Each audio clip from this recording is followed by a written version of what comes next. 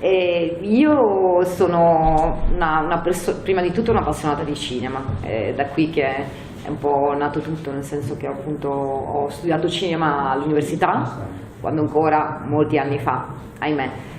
non c'era proprio un vero corso di laurea dedicato alla storia del cinema, c'era un indirizzo di laurea all'interno di lettere moderne a Trieste e quindi c'era la possibilità di percorrere appunto una strada che ti portava non all'insegnamento facendo lettere moderne, ma semplicemente a immaginare di fare qualcosa all'interno del mondo del cinema. Quindi io, quando ho finito il liceo, ho pensato appunto di iscrivermi a questa nuova idea di studiare il cinema, la critica del cinema, la storia del cinema, attraverso però appunto lettere contemporanee a Trieste. E quindi lì l'incontro fatale è stato con il mio docente di storia del cinema, che era Alberto Farassino, che purtroppo poi è morto giovanissimo, ed era il critico di Repubblica, oltre che essere uno storico del cinema, quindi aveva scritto moltissimi libri, e andare alle sue lezioni a Trieste era fantastico, per cui era molto appunto era una persona visionaria, per cui ti dava la possibilità non solo di studiare la materia, ma anche di approfondire quelli che potevano essere le tue propensioni, insomma, le tue idee, come ti rapportavi tu a questo mondo, a quest'arte che in fondo era anche abbastanza giovane, no? Nata ai primi del Novecento, per cui. E da lì, quando io ho finito il mio percorso di studi, mi ricordo di aver parlato con il mio professore dicendogli e ora cosa facciamo? Cioè, che tipo di sbocco professionale avrei potuto avere? E lui mi ha risposto: guarda, tutti i miei studenti, perché lui insegnava sia a Trieste che a Parma, tutti i miei studenti usciti da questo corso non avendo fatto gli esami di latino, perché io alla fine non li ho fatti appunto perché quelli erano necessari per fare l'insegnante di italiano, cosa che non volevo fare, quindi era anche un rischio non farli, perché poi dopo la laurea sì, ti serviva, ma non per accedere ai concorsi pubblici per fare l'insegnante, per fare proprio l'insegnante di professione. E lui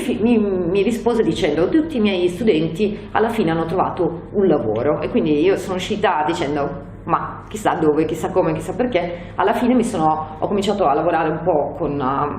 un'associazione culturale che è il Centro Espressioni Cinematografiche, che all'epoca era formata da appassionati di cinema come me, che però venivano da un'altra generazione, che si riunivano a livello dopolavoristico, che gestivano la sala del cinema ferroviario dopo aver fatto varie esperienze in altre sale cinematografiche cittadine, e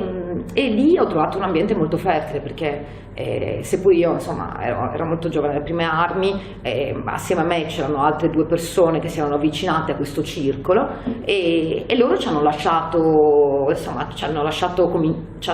dello spazio libero dove poter immaginare di fare qualcosa, di invitare qualche regista, di costruire un piccolo percorso cinematografico, e quindi abbiamo trovato un ambiente veramente molto fertile e aperto. Quindi ci siamo avvicinati a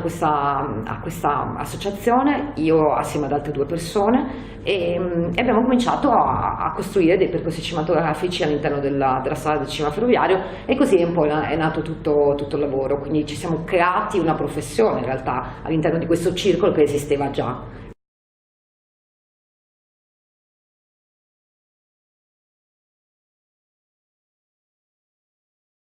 È nato per caso, nel senso che, per caso tra virgolette, nel senso che appunto mi riallaccio a quello che ho appena detto, in quel clima fertile del Centro Espressioni Cinematografiche della metà degli anni 90, abbiamo cominciato a fare degli studi sul cinema popolare italiano, e infatti dico questo perché è collegato proprio a Farista. Abbiamo realizzato dei festival dedicati alla commedia italiana degli anni 50 ad esempio, e quindi eravamo molto focalizzati sul prodotto popolare, quello di genere in Italia. Quindi per fare questo piccolo festival, che si svolgeva sempre nelle stesse date del Farista, alla fine di aprile, abbiamo trascorso più di 10 giorni ad esempio a Roma, incontrando tutti i grandi protagonisti di quell'epoca fantastica che erano gli anni 50 nel cinema italiano, quindi da Monicelli a Risi a Alberto Sordi, la Pampanini, tantissimi protagonisti di quell'epoca gloriosa del cinema italiano, quando il cinema italiano riempiva le sale cinematografiche, ma le sale quelle di un tempo, cioè quelle con 800 posti, cosa che non esistono più, non esiste più quel tipo di cinema. E quindi abbiamo fatto tutta una ricerca dedicata al cinema italiano degli anni 50, abbiamo realizzato questo piccolo festival che poi è un po' cresciuto, perché poi l'anno dopo ci siamo focalizzati sul genere western e l'anno successivo anche sulla contestazione generale, l'avevamo chiamata, erano gli anni 70 sempre nel cinema italiano. Quindi in sostanza abbiamo fatto molto studio e ricerca su un prodotto cinematografico che era quello appunto di genere in Italia, e ci siamo chiesti a un certo punto, ed era il 1997, dove nel mondo si produce così tanto cinema legato ai generi cinematografici, quindi la commedia, il melodramma, l'horror, il fantasy, il musical, cosa ho dimenticato? La fantascienza, dove si stava producendo così tanto cinema con questo tipo di approccio, pensando al pubblico allargato, pensando ad un prodotto che fosse anche importante dal punto di vista dell'industria cinematografica. E la risposta a quell'epoca, nel 97, era abbastanza facile, perché era Hong Kong, perché Hong Kong stava vivendo un momento roseo della sua storia, perché c'erano moltissimi registi, un'industria cinematografica che dava ampio spazio ai nuovi esordi, quindi era fresca, anche lì competitiva, si producevano 400 film all'anno in una città-stato praticamente, perché Hong Kong sì, è una città di adesso 7 milioni di abitanti, all'epoca insomma 5-6 milioni di abitanti quando ci siamo andati noi, e c'era un vero e proprio star system, quindi era proprio un po' idealmente quello che negli anni 50 in Italia avveniva nel mondo dell'industria cinematografica nazionale e con lo star system italiano, quindi soltanto che avveniva negli anni 90 ad Hong Kong, quindi in un altro continente, con un altro tipo di cultura, e quindi ci siamo detti cominciamo delle ricerche dall'altra parte del mondo, e siamo andati ad Hong Kong nel 97, l'anno poi tra l'altro molto significativo per la storia della città, perché era l'anno in cui Hong Kong ritorna alla Cina, e lì ad Hong Kong un po' persi, perché non sapevamo bene, non avevamo ancora tante conoscenze, non avevamo insomma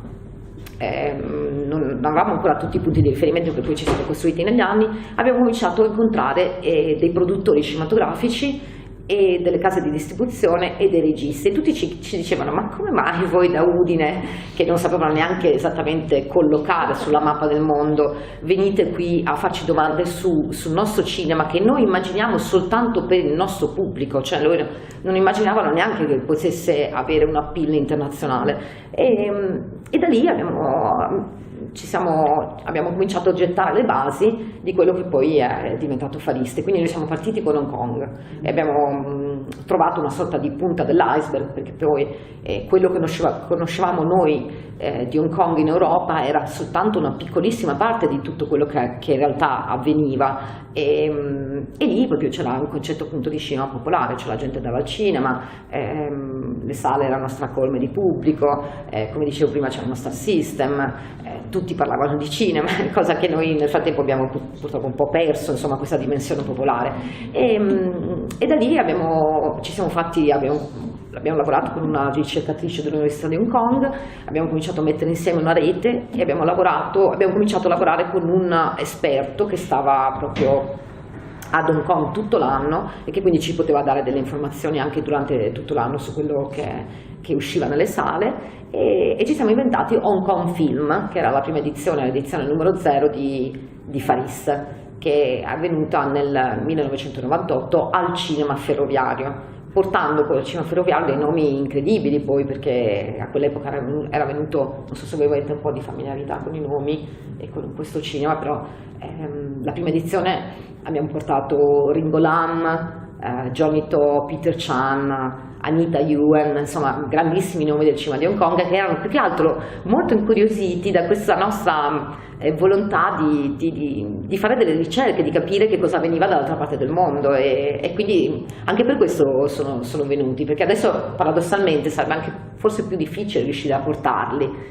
ma nel 98 c'è stata una coincidenza molto positiva, erano molto attirati da questa nostra passione, e quindi sono venuti come nostri ospiti, e da lì abbiamo cominciato a pensare che forse sarebbe stato il caso di inserire all'interno della nostra ricerca anche altre cinematografie, come quella coreana che stava scoppiando in quel momento, e poi il Giappone, ma poi anche le Filippine, l'Indonesia, la Malesia, la Thailandia, e naturalmente la Cina continentale, che era molto diversa da Hong Kong, cioè quello che dal punto di vista cinematografico. Quindi è diventato Far East Film, appunto perché abbiamo cominciato ad allargare la nostra ricerca.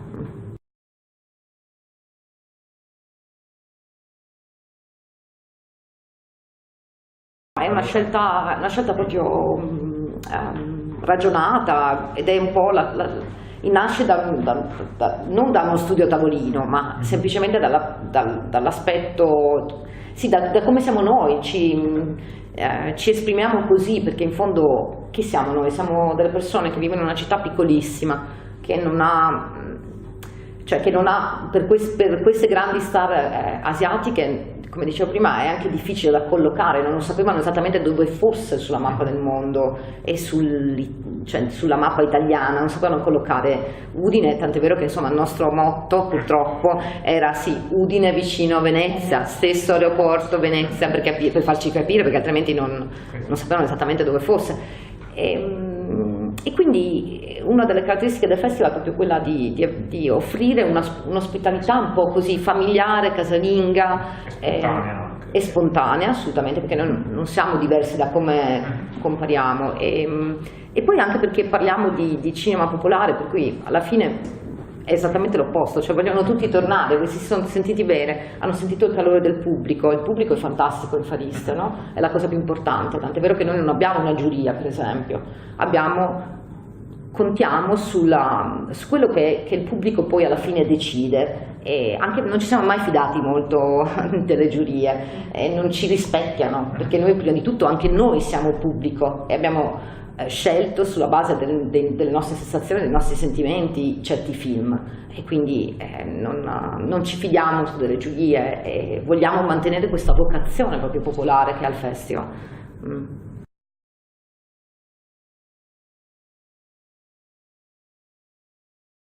E dal quartier generale, che è Udine, poi facciamo una prima selezione dei film, ne vediamo circa 400 per poi produrre una selezione di 60 titoli,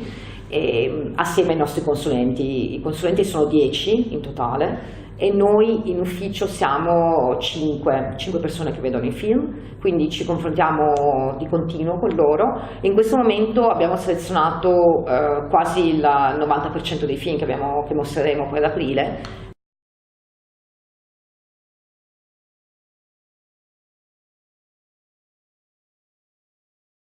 Non è che ci siano dei film che parlano solo di questo, ma l'argomento è inserito anche in cinema di genere, cosa che ad esempio magari in Europa questo tipo di argomento lo puoi vedere in prodotti più d'autore, insomma più rivolti ad un pubblico limitato, a parte un caso che era appunto quello del film francese,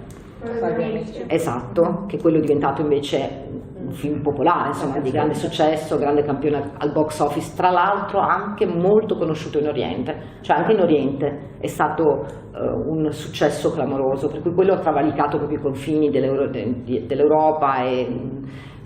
ha superato proprio le barriere dei continenti, perché è stato veramente un successo internazionale.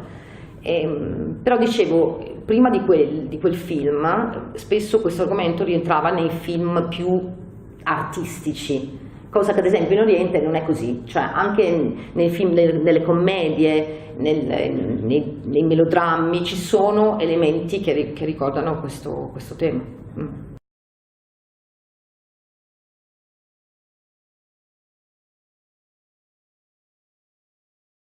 È qui perché da quello che si può capire adesso il cinema di Hollywood, ad esempio, è sempre alla ricerca di storie nuove, ed è stato anche molto spesso a corto di storie, e quindi per questo ha attinto molto dal cinema orientale ed è andato a scoprire quelli che sono stati i grandi successi e le storie che funzionano proprio in Oriente, per poi creare dei remake, e ce ne sono stati tantissimi, come ad esempio, non so, il caso di The Ring, la trilogia dell'horror. Sì, è stata proprio completamente rifatta in stile hollywoodiano, senza ottenere lo stesso successo che aveva ottenuto Hideo Nakata proprio in Giappone, non solo in Giappone, in tutto l'Estremo Oriente, ma credo che proprio Hollywood spesso sia corto di storie, quindi vada a attingere di là. Insomma, ci sono moltissimi produttori che lavorano sia in Oriente che a Hollywood, e quindi creano questo passaggio, questo ponte che poi porta appunto tante storie orientali che vengono proprio rifatte da alcuni registi occidentali. E non solo, a volte Hollywood va a pescare il proprio regista orientale, lo porta a Los Angeles per poi rifare con attori occidentali certi film. In certi casi è andata bene, in certi casi è andata male. Non so, John Woo chiaramente per lunghissimo tempo ha abbandonato Hong Kong per andare a Hollywood, per poi pensare che fosse la cosa migliore per la sua carriera professionale fosse ritornare proprio in patria e fare dei film in patria, però il passaggio l'ha fatto. Altri registi, come ad esempio Johnny To, che è un po' il regista che abbiamo noi contribuito a lanciare in Occidente, è stato più volte corteggiato da Hollywood, però lui non ha mai voluto andarci, per esempio. Ci sono casi diversi, no? Però è indubbio che Hollywood guarda con molta attenzione le storie orientali, soprattutto le storie popolari, quindi non è interessata al cinema più d'autore, ma al cinema più di genere.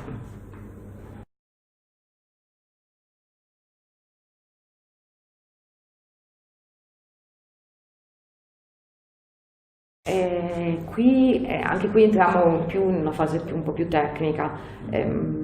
Questi anni l'Attacker, allora sul discorso Oriente siamo partiti con un film che era Departures, aveva vinto, è un film di cui noi ci siamo innamorati fin da subito, l'avevamo visto prima dell'Oscar come miglior film straniero,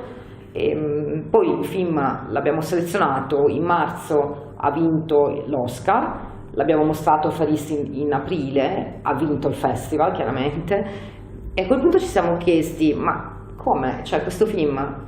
nessuno dei distributori italiani, che spesso sono molto miopi nei confronti del prodotto orientale, per ovvie ragioni, nel senso che non è il prodotto che garantisce comunque un ritorno economico, soprattutto in Italia, dove non c'è ancora un pubblico proprio formato e maturo per affrontare, insomma, nelle sale il prodotto orientale. E ci siamo resi conto che nessuno dei distributori italiani aveva fatto a quel punto nessun tipo di proposta al distributore internazionale, no? C'era un distributore internazionale che gestiva i diritti di Departures,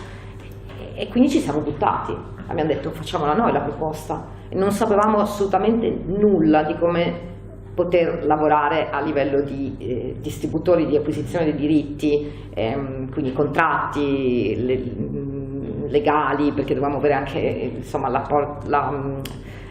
conferma di un legale che controllava il contratto, quindi ci siamo buttati in un tipo di professione che era completamente diversa da quella che avevamo fatto fino a quel momento lì, perché è proprio quello del distributore nazionale che parte acquistando appunto i diritti per l'Italia di un film di quelle portate, per cui c'è stata una lunghissima trattativa, e poi finalmente siamo riusciti a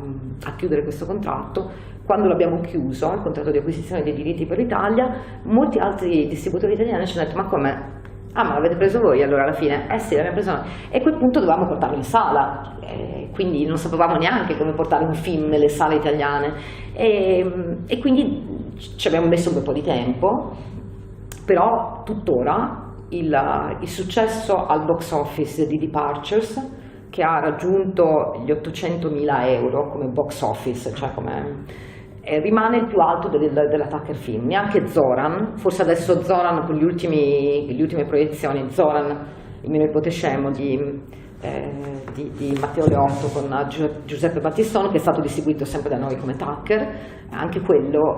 cioè più o meno l'incasso è simile, cioè per fare un esempio. Quindi Departures è stato veramente un colpo di fortuna, nel senso che nessuno degli altri distributori italiani si era reso conto delle potenzialità di un film di quel tipo. Del resto non era facile, perché è un film giapponese in cui si parla della morte in maniera proprio esplicita e realistica, cosa che per noi italiani è molto difficile da affrontare, cioè noi perché siamo molto superstiziosi, se parliamo di questi argomenti li trattiamo in maniera insomma sicuramente più così grottesca o più legata, sì, infatti non so, mi viene in mente Totò, cose di questo genere, con le corna, sì, che alla napoletana, esatto, mentre questo era un dramma, quindi tutti gli effetti un film molto drammatico, con degli elementi anche di leggerezza sicuramente, che però appunto parlava di un argomento assolutamente ostico, però noi l'abbiamo amato completamente. Quindi i criteri sono: innanzitutto noi dobbiamo innamorarci del film e dopodiché dobbiamo capire se è possibile fare una trattativa economica. Molto spesso noi, siccome siamo una casa di distribuzione che nasce tra Udine e Pordenone, siamo due soci, il CEC di Udine e Cinema Zero di Pordenone, quindi siamo lontani da Roma e già questo è difficile, perché il cinema italiano sulla distribuzione, non solo sulla produzione, anche è romanocentrico, per cui sottostà a tutta una serie di regole e di mentalità, di equilibri che insomma sono molto, non ci appartengono, insomma noi siamo molto lontani da queste cose, però dobbiamo per forza di cose anche confrontarci con Roma, perché poi la gestione delle uscite nelle sale italiane in Italia è molto complessa, per cui non sempre hai la data che vuoi tu, ci sono tutta una serie di equilibri, di forze, di poteri che è difficile insomma da mettere in discussione, soprattutto stando lontani da Roma. Però noi insomma con Departures ce l'abbiamo fatta e siamo riusciti ad avere un risultato, abbiamo coperto l'investimento iniziale, per cui alla fine siamo andati avanti anche con altri titoli. Gli altri titoli sono stati legati ad un rapporto che abbiamo sviluppato con la RAI, Rai 4 in particolare. Erano l'epoca in cui Carlo Freccero lanciava un nuovo programma, un nuovo canale digitale che era appunto Rai 4, dedicato al cinema di genere, e quindi dove il prodotto che noi affrontavamo era proprio perfetto per i loro palinsesti.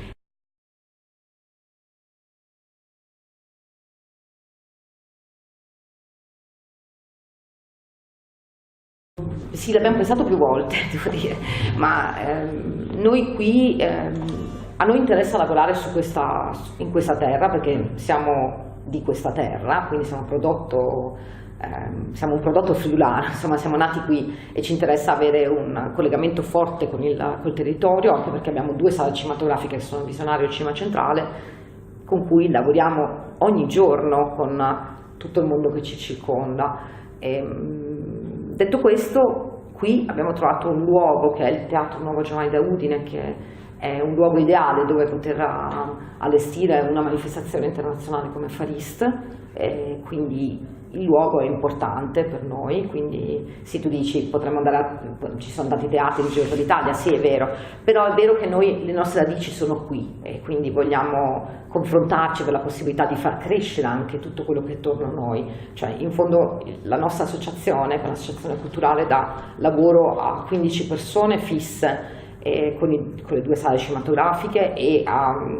durante il Far East siamo circa 100 a lavorare attorno al festival durante proprio i 2 mesi finali del Far East, per cui con i volontari siamo molti di più, siamo quasi 200, però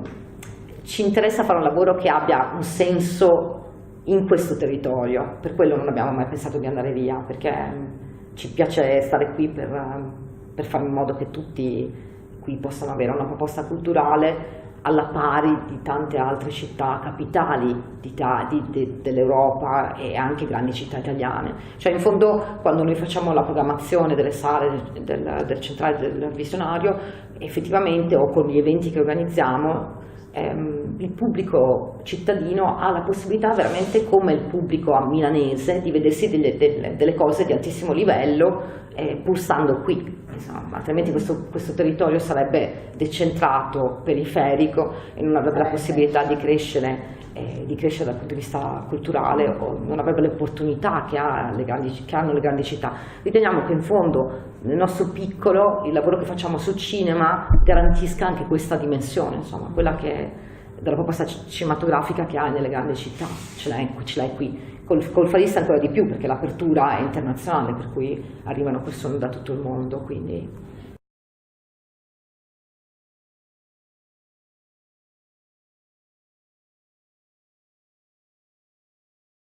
Non potrebbe esistere senza l'appoggio del contributo regionale, senza l'appoggio del comune, senza l'appoggio di tanti privati anche, perché che sono cresciuti assieme a noi in questi ultimi anni soprattutto. Il budget del festival è circa 700.000 euro e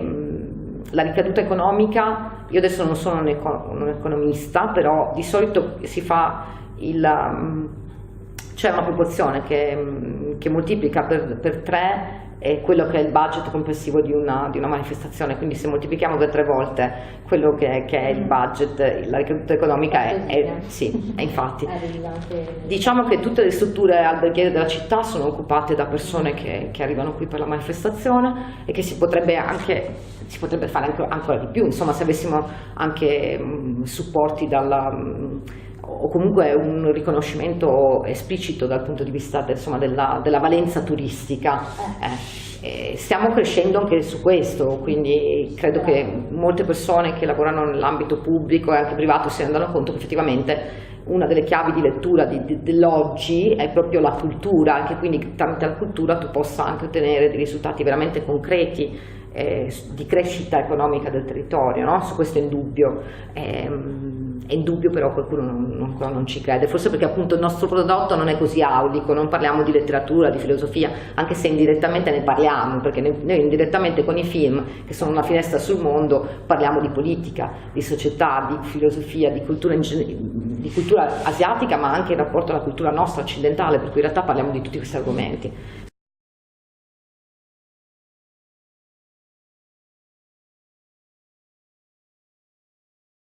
Beh sì, assolutamente, infatti spero, anche se adesso mi sto perdendo tutti i film perché devo vedere i film orientali, per cui... Quanti al giorno? Ma in questo momento anche 3 al giorno, spesso di notte perché poi durante il giorno siamo in ufficio per tutta la parte più operativa e logistica, per cui spesso siamo impegnati a vedere film di sera, di notte, la mattina presto, prima di andare in ufficio, cose di questo tipo, perché in questo è il momento più caldo. Quindi. Poi devo dire che rispetto a tanti anni fa noi riceviamo proposte da parte di produttori cinematografici molte più numerose rispetto a un tempo, cioè adesso tutti vorrebbero partecipare a Udine, perché è chiaramente un trampolino di lancio poi per la diffusione di questi titoli anche nei mercati europei, per cui abbiamo molte pressioni, quindi sì. Beh, tra quelli orientali la mia passione è Johnny To. Sì, la mia passione più grande è nei confronti del suo cinema. Si chiama Johnny To ed è un regista che ormai è riconosciuto a livello internazionale, ha partecipato dopo Udine. Udine è stato il suo primo festival internazionale, ma dopo Udine è andato a Venezia, a Cannes, a Berlino, e in America e tanti altri festival, quindi è stato un po' il nome che noi siamo riusciti, come dicevo prima, un po' a sostenere, a lanciare a livello internazionale, e il suo cinema è esattamente quello più eccitante dal mio punto di vista, perché è un cinema legato al cinema tradizionale d'azione, di arti marziali, ma non soltanto di gangster movie, la tradizione più classica del cinema di Hong Kong, però lui ogni volta quando costruisce un progetto diverso riesce in qualche modo a sorprendermi, quindi l'ultimo film ad esempio suo è un musical, quindi un ambito dove lui non aveva mai pensato nemmeno di agire, e anche in quel genere riesce a essere assolutamente unico, per cui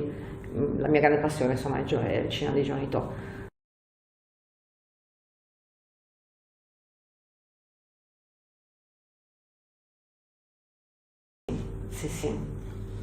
Sì, assolutamente. Sono molto curiosi, sono molto rispettosi nei confronti del pubblico e sono sempre rimasti molto colpiti dall'aspetto caloroso della platea, che è quello che è uno degli elementi del festival. Poi fa parte proprio del festival in sé, il pubblico, quindi abbiamo sempre cercato di dirlo perché noi siamo cresciuti assieme al nostro pubblico. E non sempre nei festival internazionali, che noi anche frequentiamo per ovvie ragioni di ricerca, cioè, si trova un pubblico così, anzi quasi mai, perché spesso il pubblico dei festival è formato da professionisti, quindi da giornalisti, critici, che non hanno lo stesso tipo di slancio emotivo e quindi l'atmosfera è spesso diversa, soprattutto nei grandi festival internazionali, insomma, in cui il pubblico non è certamente così partecipe, non rumoreggia, non applaude alla fine, no? Cioè, invece al Far East, e mi auguro veramente con tutto il cuore che il pubblico rimanga sempre così, che si faccia sentire, che dimostri che un film che ha apprezzato un film o che non ha apprezzato un film anche allo stesso livello, insomma. E su questo elemento gli asiatici sono sempre rimasti molto colpiti, per quello amano tornare, perché proprio per l'impatto con il pubblico.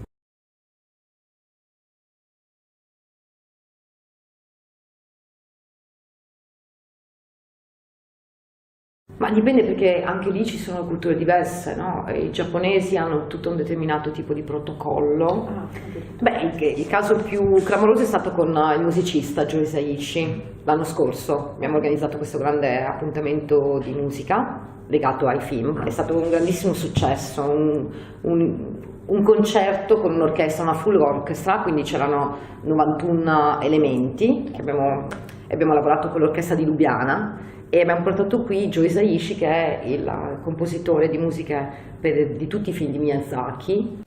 anche di Departures, le musiche sono sue, per cui noi eravamo innamorati delle sue musiche dall'epoca di Departures, ancora prima che ovvio con Miyazaki è ovvio, però Departures era un film che aveva segnato la nostra storia anche, e quindi da 2 anni l'abbiamo corteggiato in tutti i modi, soltanto che lui appartiene a questa dimensione assolutamente irraggiungibile di tutto quello che riguarda lo studio Ghibli. Okay, sì. Cioè Miyazaki, lo studio Ghibli, sono persone a Tokyo assolutamente irraggiungibili, cioè vivono in un altro mondo. Penso Miyazaki è come dire Walt Disney, insomma, cioè, quindi cioè, avere un'intervista con lui è un evento straordinario, cioè non si concedono, per di più sono giapponesi, per cui amano la riservatezza, sono timidi, non amano il contatto fisico, non si guardano negli occhi, insomma tutta una serie di complicazioni. Per cui dicendo che per organizzare questo grande concerto di Joe Hisaishi ci abbiamo messo 2 anni. Sì, è stata veramente una delle imprese più impossibili, una mission impossible quasi, però non abbiamo mai mollato, anche se tantissime persone a un certo punto nel percorso, e persone di un certo rilievo, cioè produttori importantissimi del cinema cinese con cui anche Joe Hisaishi aveva lavorato, insomma, ci avevano detto lasciate perdere, cioè proprio non fatelo, vi siete messi in un'impresa impossibile. Infatti invece ci siamo intestarditi e alla fine siamo riusciti a realizzare tutto, cioè con un'orchestra di Lubiana, quindi lui è venuto, ha trascorso 2 giorni a Lubiana a provare con l'orchestra e poi ha fatto le grandi prove generali al Teatro Nuovo da Udine e poi c'è stato il concerto. Abbiamo venduto i biglietti in 34 ore, sono arrivate persone da tutta Europa, cioè in 34 ore online abbiamo esaurito il teatro, cioè non avevamo mai immaginato una cosa simile, per cui è stato un evento straordinario, perché aveva 2 manager, una cinese e una giapponese, quindi la cinese aveva un approccio un po' diverso, insomma. Comunque in ogni caso ci aveva mandato proprio un elenco di cose che non si potevano fare con il maestro, ecco, quindi non potevamo, cioè a parte tutti i dettagli, cioè la macchina che l'avrebbe accolto in aeroporto doveva essere di un tipo, quindi le fotografie, tutti i dettagli della macchina, insomma l'hotel con tutta una serie di richieste, la birra messa in quel posto, sì, una cosa veramente incredibile. E poi anche il maestro non poteva essere lasciato solo in nessuna situazione, sempre una persona doveva camminare davanti a lui, una persona dietro di lui a una determinata distanza. Non ci potevamo permettere di farlo sedere a tavola con persone che non conosceva e soprattutto vicino a lui,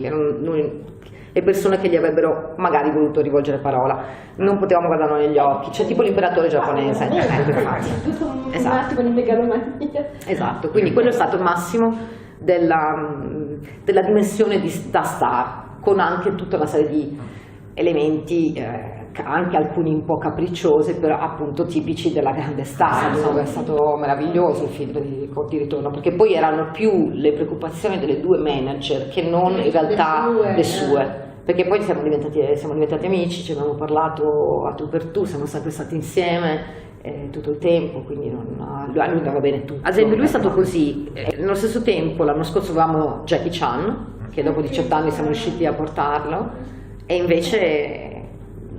Jackie Chan, che è unico al mondo, perché non esiste un altro cinese così famoso, che ha lavorato in Oriente, ha lavorato a Hollywood, lavora in Europa, lavora dappertutto, è stato meraviglioso, cioè lui ha deciso di venire, è arrivato col suo aereo privato, gli abbiamo messo a disposizione chiaramente tutta una serie di cose all'aeroporto di Ronchi dove doveva atterrare, siamo andati a prenderlo, ma nessun problema, cioè una persona come noi, super pratica. E soprattutto ha fatto shopping in centro. Ha fatto shopping in centro, doveva andare a dormire, in realtà non è mai andato a dormire, cioè poi non ha dormito a Udine, è ripartito a l'1 di notte, no? Cioè è arrivato alle 9 del mattino, è partito all'1 con l'aereo privato, quindi ha dormito in aereo. È arrivato dormendo in aereo. Si è fatto le notti, sì. Sì, si è fatto le notti in aereo, perché mi raccontava che in realtà vive gran parte del tempo in aereo, perché si muove di continuo tra...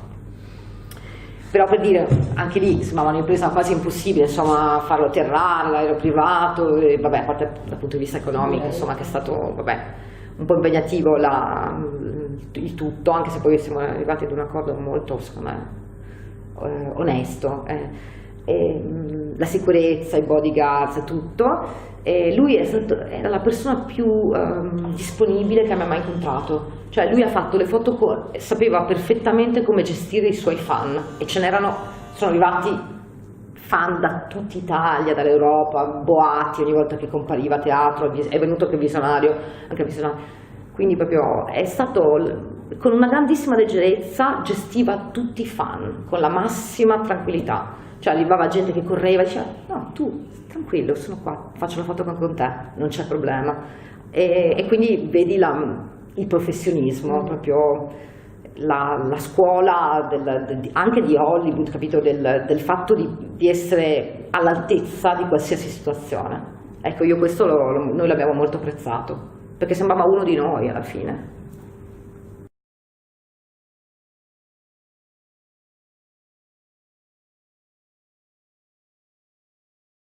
Il cinema di Ozu, quello subito, quindi parliamo di Giappone. Se parliamo di Giappone io leggerei il libro sulla storia del cinema giapponese di Donald Ricci, che è molto vecchio perché è uscito alla fine degli anni 70 se non sbaglio, però rimane comunque il libro più importante per il cinema giapponese che è mai stato scritto. Ovviamente adesso ha anche delle imprecisioni se lo si rilegge, perché poi sono passati tanti anni, è cambiato tutto il mondo, però su certi capitoli rimangono più dei capisaldi per capire il cinema giapponese, per cui Donald Ricci, che è un americano che ha vissuto a Tokyo per tantissimi anni. Donald Ricci, sì.